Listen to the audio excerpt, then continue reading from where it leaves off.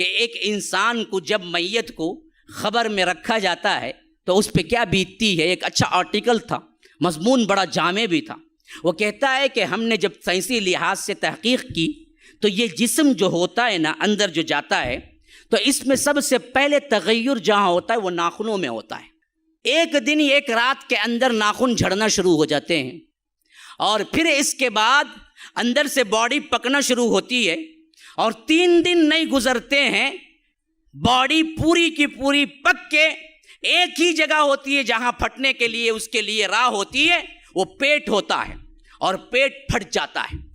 3 دن بھی نہیں ہوتے گزرتے، پیٹ اس کا پھٹ جاتا ہے، اور پیٹ پھٹتا ہے تو جو غلاظت اور جو بدبو وہاں سے نکلتی ہے نا، اتنی تیز اور زہریلی ہوتی ہے اس بدبو سے کہ اطراف کے جتنے حشرات الارض ہیں، جتنے کیڑے مکوڑے اور زہریلے ہیں، وہ تمام کے تمام اس بدبو کو سونگتے ہی پہچان لیتے ہیں کہ آج نئی دعوت ہے، نیا بکرا آیا ہوا ہے، کھانا ہے ہمیں.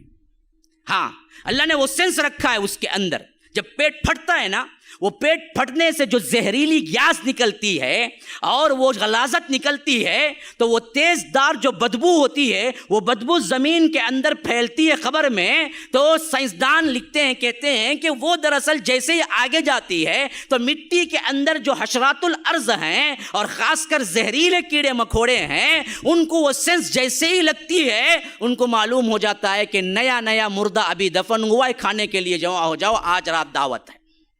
تو وہ پورے کے پورے جمع ہو جاتے ہیں. پھر اس کے بعد وہ ایسے کھاتے ہیں انسان کے جسم کو، ہڈیاں باقی رہ جاتی ہیں، اور یہ ہڈیاں بھی پھر چند دن کے بعد چٹکنے لگتی ہیں، الگ الگ جوڑ الگ ہونے لگتے ہیں. ایک ہڈی ایک جوڑ الگ کر دیتی ہے، اور کچھ عرصہ نہیں گزرتا اس کا کوئی نام و نشان نہیں رہتا ہے.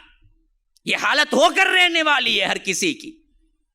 تمہارے جسم کو تم نے آرائش و زیبائش کے لیے اللہ سے ناراضگی اختیار کر لی، حرام کاری اختیار کر لی. ہاں، جو روز روز اللہ کے رسول کی سنت کو گٹر کے نالیوں میں بہاتے ہوئے نہیں ڈرتے، شیونگ اٹھتے ہی شیونگ کرتا بدبخت. اللہ کے رسول کو یہ چہرہ دیکھنا تک پسند نہیں تھا. تم حوض کوثر کا جام لوگے شیونگ کر کے مر کے؟ یاد رکھو وہیں تمہاری کیا سختی شروع ہو جائے گی جب ملک الموت دیکھیں گے میت آئی ہے بغیر داڑھی کے، پکڑو اسے. نشانی تو لے کے نہیں آیا ہے. ایک ہی تو عمل، ایک ایسا عمل ہے نا جی جو نامہ اعمال میں نہیں تمہارے ساتھ آتا ہے. باقی سارے عمل تو نامہ اعمال میں آتے ہیں. ایک عمل وہ ہے جو تمہارے ساتھ آتا ہے، وہ ہے داڑھی.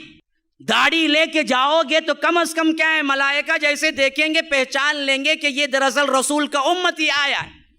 لیکن ہم نے تو اس کا بھی لحاظ نہیں رکھا.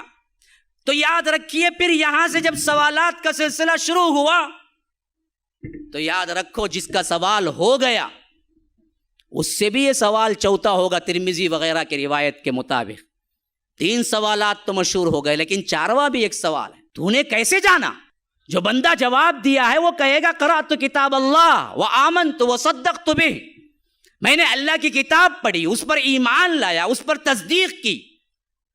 اور جو بندہ کبھی قرآن پڑھا ہی نہیں، باپ دادا کے دین پہ تھا، یاد رکھو وہاں جھوٹ بول سکے گا.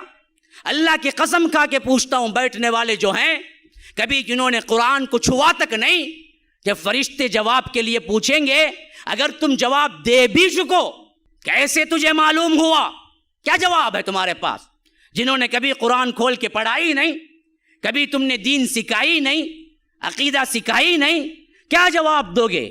ملائکہ کے پاس جھوٹ بولو گے کہ قرأت کتاب اللہ، میں اللہ کی کتاب پڑھا؟ وہاں تو رو گے، گڑ گڑاؤ گے.